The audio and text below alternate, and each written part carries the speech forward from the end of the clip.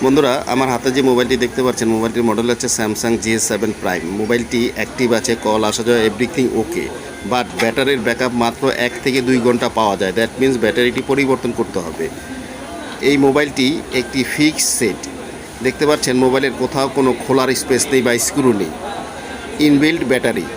এই মোবাইলের ইনবিল্ট ব্যাটারিটা পরিবর্তন করার টোটাল প্রসেস আপনাদের সাথে শেয়ার করব। আশা করি আমাদের সাথে থাকবেন।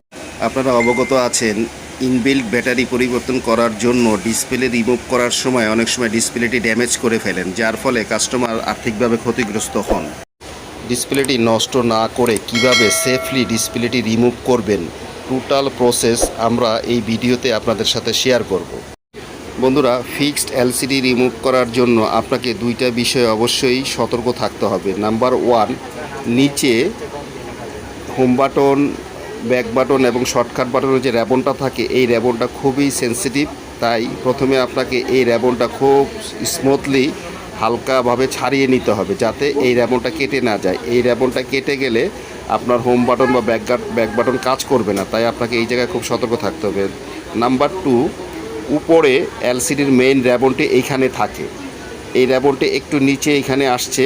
তাই আপনি যখন এলসিডিটি রিমুভ করবেন, আমরা যখন রিমুভ করব তখন এই জায়গাটা খুব অ্যালার্ট থাকবো, যাতে র্যাবনটা কোনো রকমে কেটে না যায়। প্রথমে আপনি নিচ থেকে সেন্সরের যে র্যাবন আছে, র্যাবনটা আস্তে আস্তে ছাড়িয়ে নিতে হবে। নিচ থেকে এলসিডিটা উপর দিকে তুলবেন। তারপর এলসিডির এখানে যে লকটা আছে, লকটা ছাড়িয়ে নিতে হবে। লকটা ছাড়িয়ে নিয়ে ডিসপ্লেটা খুলে ফেলবেন। আমাদের ডিসপ্লেটা খুব সেফলি খুলে গেল। মোবাইলের মাদারবোর্ডটি লিকেজ বা শর্ট সার্কিট থাকলে অনেক সময় ব্যাটারি পরিবর্তন করার পরেও সমস্যাটি সমাধান হয় না। তাই ইনবিল্ট ব্যাটারি পরিবর্তন করার আগে অবশ্যই সার্কিট বোর্ডটি চেক আপ করে কনফার্ম হয়ে নেবেন মাদারবোর্ডটি ঠিক আছে কি না। মাল্টিমিটার এবং পাওয়ার সাপ্লাইয়ের মাধ্যমে আমরা মাদারবোর্ডটি চেক করে নিব। বন্ধুরা, ব্যাটারি কানেক্টরের পজিটিভ এবং গ্রাউন্ড আমরা মাল্টিমিটার দিয়ে সেটা চেক করে দেখে নিব ওমস ঠিক আছে কি না।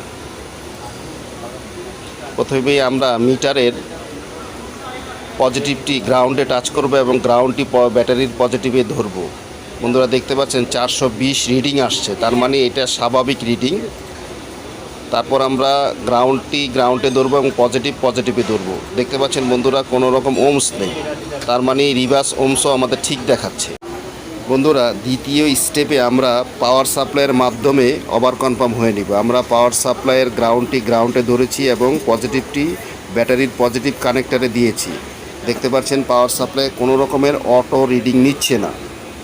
দ্যাট মিন্স আমাদের সেটটি সম্পূর্ণ ঠিক আছে। আমরা এখন নিশ্চিন্তে এটার ব্যাটারি লাগিয়ে নিতে পারি। বন্ধুরা, নতুন ব্যাটারিটি সেট আপ করার সময় সম্ভব হলে ব্যাটারির নিচে একটু গ্লু বা আঠা দিয়ে দিবেন, তাতে ব্যাটারিটা আর নড়াচড়া করতে পারবে না। আমরা ব্যাটারিটি লাগিয়ে নিয়েছি, এখন মাদারবোর্ড পুরো বডিটি সেট আপ করে নিব।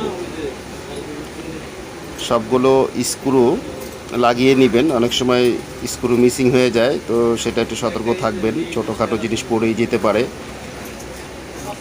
আর এখানে একটি ইম্পর্টেন্ট বিষয় হচ্ছে, ডিসপ্লেটির যে ফ্রেমটি আছে এটা খুবই ভালোভাবে পরিষ্কার করতে হবে। এই ডিসপ্লেটি যদি ভালোভাবে পরিষ্কার না করেন, তাহলে অনেক সময় ডিসপ্লে ফিটিং করলে ফাঁকা থেকে যায়। কাস্টমার কমপ্লেন করেন যে আগের মতো ফিটিং হয়নি। তো যত ভালোভাবে আপনি ফ্রেমটা পরিষ্কার করতে পারবেন, ততই আপনার সেট আপটা সুন্দর হবে।